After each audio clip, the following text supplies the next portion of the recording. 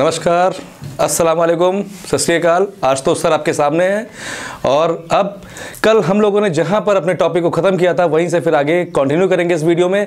तो मैं एक बार जो नए सब्सक्राइबर हमारे साथ जुड़े हैं या नए स्टूडेंट्स जो हमारे सामने इस समय आ रहे हैं वीडियो को देखने के लिए, वो हमारे पिछले वीडियोस को जरूर देखें, क्योंकि मैंने पहले ही कहा है कि progress is progress only when it is continuous. ठीक है, और इस कॉन्टिन्यूटी के दौर में अगर आप लाइन से चलेंगे तो आपको हर एक चीज़ें बहुत बारीकी से समझ में आएंगी जो मैंने बताए हैं अपने पिछले वीडियोज़ में और जो इस वीडियोज़ में आपके सामने मैं लेके आ रहा हूँ। ठीक है, तो बिल्कुल कंसंट्रेट हो गए, don't hear, try to listen, because hearing is always hearing and listening is hearing with understanding. ठीक है, तो आप सुनो भी और समझो भी, ताकि ये लिसन केयरफुली से मैं कह रहा हूं उसको ध्यान दो और बिल्कुल आप बहुत ध्यान से बने रहिएगा। देखिए, बहुत ही इंपॉर्टेंट टॉपिक्स मैं आपके सामने बहुत ही इजी वे में प्रेजेंट करने जा रहा हूं। ठीक, तो कल हम लोगों ने देखा था अपने पिछले वीडियो में टाइप्स ऑफ केमिकल रिएक्शन में कि 4 तरह के केमिकल रिएक्शन होते हैं हमारे, जिनमें से एक मैंने बताया था कॉम्बिनेशन रिएक्शन, एक मैंने बताया था डिकम्पोजिशन रिएक्शन, एक बताया था मैंने डिस्प्लेसमेंट रिएक्शन और एक बताया था डबल डिस्प्लेसमेंट रिएक्शन।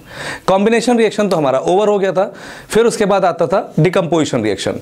जो डिकम्पोजिशन रिएक्शन है, डीकंपोज, जो ऑलरेडी कंपोज हो चुका है उसको हम तोड़ने जा रहे हैं। तो जहां जहां वर्ड डी आता है दैट मींस रिमूवल। क्या होता है? रिमूवल। जैसे आगे भी ऑर्गेनिक में टर्म्स में आएंगे, डीहेलोजिनेशन, डीनाइट्रेशन, डीहाइड्रेशन, डीहाइड्रोजिनेशन। तो जहां जहां भी वर्ड डी ई लगा हुआ है वो आने वाली चीजों को जो उसके आगे आ रही है उसको तोड़ रहा है। तो यहां पर क्या हुआ है? Decomposition, whatever is being composed that is going to be breaked, उसको तोड़ा जा रहा है। तो डिकम्पोजिशन रिएक्शन। अब इस डिकम्पोजिशन रिएक्शन में हमने अपने लास्ट लेक्चर में बताया था आपको कि 3 टाइप के होते हैं। कौन कौन से?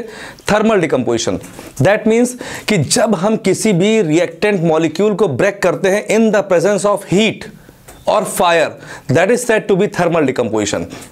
इसी को हम लोग थर्मोलिसिस भी कहते हैं और अगर फायर के प्रेजेंस में ब्रेक हो रहा है तो उसे पायरोलिसिस भी कहते हैं। क्रैकिंग भी बोल सकते हैं, क्रैकिंग मतलब भंजन। लेकिन ये सब टर्म्स तो हमारे सामने ऑर्गेनिक में आएगा। अभी हमारे सामने है thermal decomposition, that is thermolysis. Lysis का मतलब भी ब्रेक डाउन होता है, लाइक हाइड्रोलिसिस, थर्मोलिसिस, कैटालिसिस, जितने भी लिसिस हैं, लिसिस मीन्स ब्रेक डाउन। ठीक, तो for example we have taken calcium carbonate. हम लोगों ने कैल्शियम कार्बोनेट लिया। ये आपके एग्जाम में एमसीक्यू में लाइमस्टोन के नाम से भी आ सकता है, ये मार्बल के नाम से भी आ सकता है, ये सैंडस्टोन के नाम से भी आ सकता है। तो आप ध्यान रखिएगा, calcium carbonate is also known as marble, also known as sandstone, also known as limestone. And when heat is provided to this calcium carbonate it gives calcium oxide along with the liberation of carbon dioxide. तो heat ने क्या किया? Calcium carbonate को तोड़ दिया। ठीक, अब problem यह आ रही है कि सर हमें कैसे मालूम चलेगा, कि कई बच्चों की प्रॉब्लम होती है, उन्हें कैसे मालूम चले कि CaCO3 को जब हीट करेंगे तो यही बनेगा, या उन्हें कैसे मालूम चलेगा कि जब हम जिंक कार्बोनेट को हीट करेंगे तो यही बनेगा ZnO+CO2। ठीक, जैसे हमें तो याद है, मैंने तो रिएक्शन आपके सामने लिख दी, आप कैसे रिएक्शन लिखोगे? बिल्कुल टेंशन लेने की बात नहीं है यार। क्या होता है, जैसे आम का पेड़ है, ठीक है, और अगर उसको हम हिलाएंगे तो उसमें बेर गिरेगी या अमरूद गिरेगा? क्या सर क्या बात कर रहे हैं, बेर अमरूद का, वहां तो आम गिरेगा। हाँ बिल्कुल सही है, अगर अमरूद का पेड़ है तो अमरूद गिरेगा, बेर का पेड़ है तो बेर गिरेगा, आम का पेड़ है तो आम गिरेगा। तो ऐसे ही अगर कार्बोनेट है तो उसमें से कार्बन डाइऑक्साइड गैस निकलेगा, अगर वो नाइट्रेट है तो उसमें से nitrogen dioxide NO2 N2O NO gas निकलेगी। ठीक, अगर वो सल्फेट है तो उसमें से SO3 SO2 गैस निकलेगी। दैट मीन्स कि जो ये कंपाउंड है उस कंपाउंड को हम बोल क्या रहे हैं? तो this compound is calcium carbonate. क्या है? Calcium carbonate. ये कैसे बना है? एक्चुअल में कैल्शियम का एटॉमिक नंबर होता है 20। कितना होता है? 20। और इसकी वैलेंसी अगर हम देखें तो पहले कॉन्फ़िगरेशन करते हैं 2882। तो since 2 electrons are present in the outer most orbit, तो हम कह सकते हैं कि इसकी वैलेंसी +2 होगी। ठीक है, because it will lose 2 electrons, क्योंकि ये 2 इलेक्ट्रॉन्स को लूज करेगा, और जब ये 2 इलेक्ट्रॉन्स को लूज करेगा तो इसकी वैलेंसी क्या होगी? +2 होगी। सर क्यों लूज करेगा? अरे इसलिए लूज करेगा ताकि इसके आउटर मोस्ट ऑर्बिट में 8 इलेक्ट्रॉन्स हो सके। And this is the nature of the metal, कि metals are generally those substances which loses 1, 2 और 3 electrons from their outer most orbit. So that's why calcium is losing 2 electron, इसीलिए calcium 2 electron lose कर रहा है। अब बात आती है कार्बोनेट की। तो carbonate is CO3 whose valency is 2-। Sir 2- लिखें या -2 लिखें? अगर आपको आइडिया है ऑक्सीडेशन नंबर और वैलेंसी का तब तो आप चेंज करो, otherwise whatever you write that is correct. Either you can write -2 और you can write 2-, both are correct. ठीक, अब क्या होता है, दोनों की वैलेंसी हवा में ही कैंसिल हो गई और क्या हुआ? CaCO3 is the formula. ठीक, अब होता क्या है सर, अगर हम एग्जाम में भूल जाएं कि what is the valency of carbonate, what is the valency of nitrate, what is the valency of sulphate, what is the valency of phosphate, तो सर हम कैसे करें, तो हम कैसे फॉर्मूला बनाएं, लेट अस सी। आप देखिए इसको, जैसे हमने कहा carbonate CO3, sulphate SO4, phosphate PO4, ठीक है। Now you forgot the valency, आप भूल चुके हैं कि इसकी वैलेंसी क्या है, कार्बोनेट की वैलेंसी क्या है, whether it is -1, -2, -3। Likewise you forgot the valency of sulphate, whether it is -1, -2, -3। Similarly you forgot the valency of phosphate also, then what to do, don't worry, बिल्कुल नहीं, टेक ए डीप ब्रेथ, एक हल्की सी सांस लो और ध्यान से इसको देखो, ठीक। ये आपका फॉलो द सेंट्रल एटम, आप सेंट्रल एटम को देखो, सेंट्रल एटम क्या है, यहाँ पे कार्बन है। अब बस तुम इतना जानो कि कार्बन का एटॉमिक नंबर कितना है। कार्बन का एटॉमिक नंबर क्या है मालूम है, कार्बन इकलौता 6 है, पूरे पीरियोडिक टेबल में कार्बन ही एक इकलौता ऐसा एलिमेंट है जो 6 है, याद रखना, भूलना नहीं, ठीक है। कार्बन क्या है 6 मतलब एटॉमिक नंबर 6 है, ठीक है। अब ये 6 अगर है तो इसके आउटर मोस्ट में कितने इलेक्ट्रॉन्स आएंगे, 4 आएंगे, कितने आएंगे 4, ठीक। अब अगर 4 इलेक्ट्रॉन्स आएंगे तो कार्बन कह रहा है कि मुझे शेयर करना है 4 इलेक्ट्रॉन, हम कह रहे हैं शेयर नहीं करने देंगे, ठीक है। आपको इलेक्ट्रॉन लूज करना है, गेन करना है। अब इन दोनों में से कौन इलेक्ट्रॉन लूज करेगा, सिर्फ इन दोनों की बात मैं कर रहा हूं। तो here carbon will lose the electron. Sir why carbon will lose the electron, इसलिए because oxygen is more electronegative than carbon, क्योंकि ऑक्सीजन जो है वो कार्बन से ज्यादा इलेक्ट्रोनिगेटिव है। सर इसका मतलब क्या हुआ, मतलब ये हुआ कि ऑक्सीजन जो है वो कार्बन से बड़ा नॉन मेटल है, और नॉन मेटल की टेंडेंसी होती है इलेक्ट्रॉन को खींचने की, और मेटल की टेंडेंसी होती है इलेक्ट्रॉन को लूज करने की। पर अगर दोनों ही नॉन मेटल आपस में कंबाइन हो रहे हैं तो जो ज्यादा रिएक्टिव नॉन मेटल होता है वो इलेक्ट्रॉन को खींचता है, और जो हल्का नॉन मेटल होता है वो इलेक्ट्रॉन को लूज करता है। तो इन दोनों में ऑक्सीजन हाईली, सर ये कैसे मालूम चलेगा, देखो इसको LIBBCNOF, when we are moving from left to right in the periodic table, जब हम पीरियोडिक टेबल में लेफ्ट से राइट की तरफ मूव करते हैं तो मेटेलिक कैरेक्टर डिक्रीज होता है और नॉन मेटेलिक कैरेक्टर इंक्रीज होता है। क्या होता है, मेटेलिक कैरेक्टर डिक्रीज होता है, नॉन मेटेलिक, कम ऑन, क्या होता है, मेटेलिक कैरेक्टर डिक्रीज होता है, नॉन मेटेलिक कैरेक्टर इंक्रीज होता है। तो as we move from left to right then non metallic character increases, क्या होता है, नॉन मेटेलिक कैरेक्टर इंक्रीज करेगा। और अगर नॉन मेटेलिक कैरेक्टर इंक्रीज कर रहा है तो इसका मतलब क्या होगा कि oxygen will accept the electron and carbon will give the electron, ठीक। तो उस कंडीशन को देखते हुए मैंने क्या किया, मैंने यहां पर O के ऊपर चार्ज लगाया -2 और C के ऊपर चार्ज लगाया +4, क्योंकि कार्बन मैक्सिमम इलेक्ट्रॉन कितना दे सकता है, 4 दे सकता है। तो इसके मतलब सारे ऑक्सीजन ही -2 होंगे, ठीक है, सारे ऑक्सीजन -2 होंगे, they will take only 2 electrons. अब बात आती है सल्फर और फास्फोरस की, तो सल्फर का एटॉमिक नंबर कितना है 16, that means it is having 6 electrons in its outer most orbit. तो सल्फर कह रहा है भाई मैं मैक्सिमम इलेक्ट्रॉन अगर दे सकता हूं तो कितना दूंगा, जितना इसके आउटर मोस्ट में है, 6 दे सकता है। फॉस्फोरस एटॉमिक नंबर कितना है फॉस्फोरस का 15, आखिरी में कितने इलेक्ट्रॉन्स आ रहे हैं 5। तो सिर्फ अगर 5 इलेक्ट्रॉन इसके आउटर मोस्ट ऑर्बिट में है तो phosphorus can give maximum of 5 electrons only ना। तो ये कह रहा है कि I will give only 5 electrons. अभी तुम्हें ये बात समझ में आई, मैं तुम्हें ये बताने जा रहा हूं कि इन सब की वैलेंसी जो हम भूल गए थे उसे हम कैसे फाइंड आउट करें, उसको फाइंड आउट करने का तरीका बता रहे हैं, ठीक है।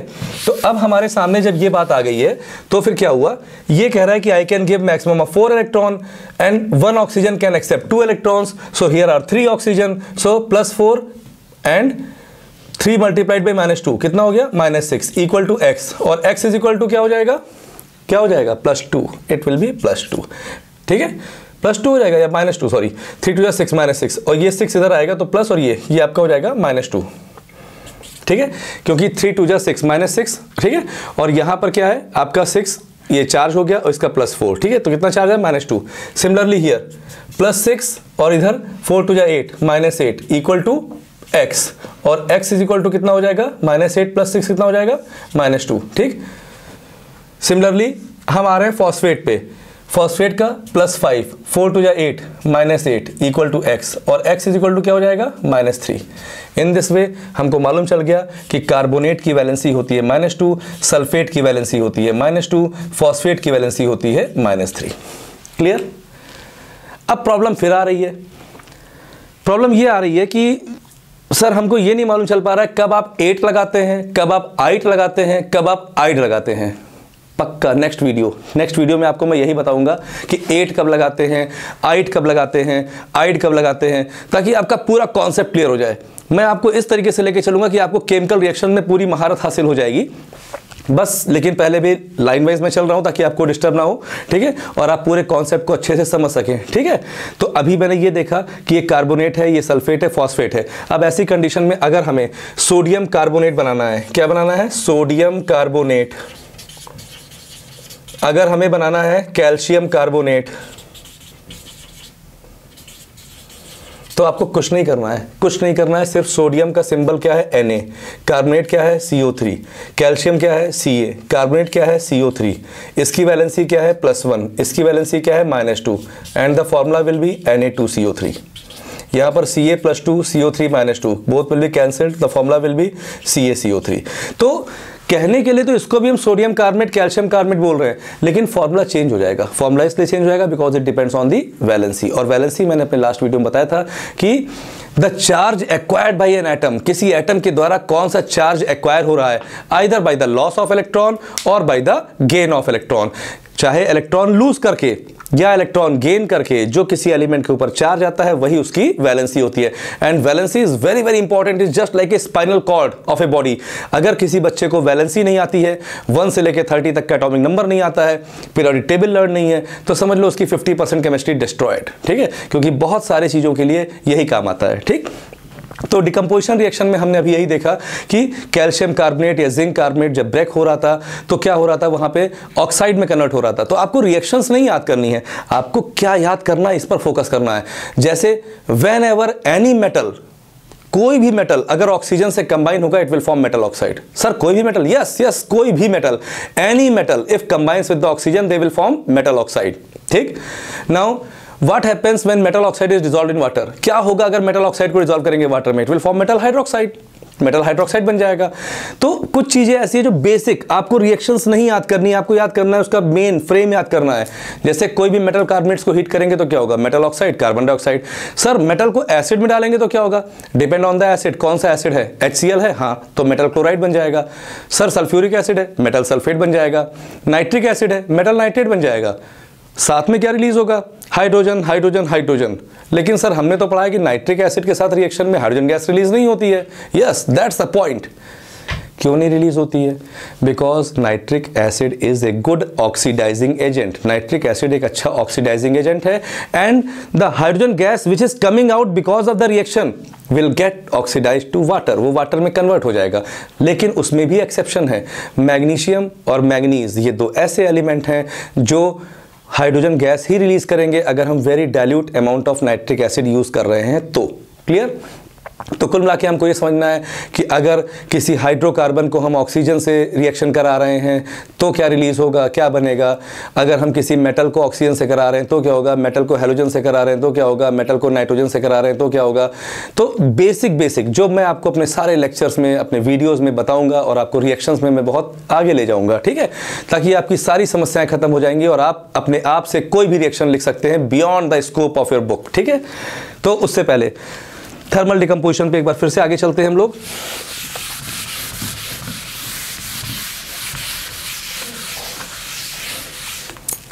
तो थर्मल डिकम्पोजिशन में देख लिया। अब इसके बाद आता है हमारा photochemical decomposition. Photochemical decomposition means break down in the presence of sunlight. For example, जैसे देखिए, आप ध्यान से सुनिए मेरी बात जो मैं कहने जा रहा हूं। आप में से कितने लोगों को मालूम है कि फोटोसिंथेसिस की रिएक्शन क्या होती है? मैक्सिमम लोगों को मालूम होगा। अभी आप बोलोगे it's 6CO2 + 6H2O in the presence of sunlight and chlorophyll, it gives out C6H12O6 + 6 oxygen plus energy in the form of ATP, ठीक। कुछ लोग क्या करेंगे, यहाँ पे 12 पानी लगा देंगे, 6 पानी भी इधर से निकाल देंगे, वो आपकी मर्जी है। एग्जैक्टली क्वेश्चन यही होता है, ठीक है। क्या होता है कि 6 molecules of carbon dioxide when combines with the 6 molecules of water in the presence of sunlight and chlorophyll they form glucose along with the liberation of 6 molecules of oxygen. Clear, यही तो होता है ना, ठीक। अब बात आती है कि आखिर कार्बन डाइऑक्साइड को एक्सेप्ट कौन करता है, who is the acceptor of carbon dioxide in the plant.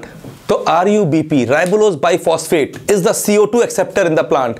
Plant में जैसे हम सांस लेते हैं, हाँ लेते हैं, कौन लेता है? हम नहीं लेते हैं, मेरी नाक सांस लेती है। हम सुनते हैं, हाँ सुनते हैं, हम नहीं सुनते हैं, हमारा कान सुनता है। हम देखते हैं, हाँ हम नहीं देखते, हमारी आंखें देखती हैं। हम नहीं बोलते हैं, हमारा मुंह बोलता है।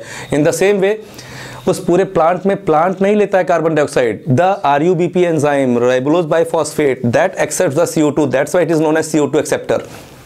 वाटर, सीधे ascent of sap by the capillary action, groundwater is being taken by the xylem, xylem पापा, phloem मम्मी। xylem नीचे से लेके जा रहे हैं पानी, नीचे खींच के पानी और न्यूट्रिएंट्स को लेके ऊपर जा रहे हैं, और फ्लोएम उसको पूरे प्लांट के सारे पार्ट्स में डिस्ट्रीब्यूट कर दे रहा है। इन दिस वे हमको वाटर भी मिल गया। क्लोरोफिल, क्लोरोफिल का रोल क्या है? What is the role of chlorophyll? पहली बात तो क्लोरोफिल जो है वो ग्रीन पिगमेंट है, ठीक है। क्या है? Green pigment. और क्लोरोफिल के बारे में एक बात और भी जान लो कि क्लोरोफिल जो है इसके अंदर एक मेटल पाया जाता है। कौन सा मेटल होता है? That is magnesium. कौन सा होता है? मैग्नीशियम, ठीक।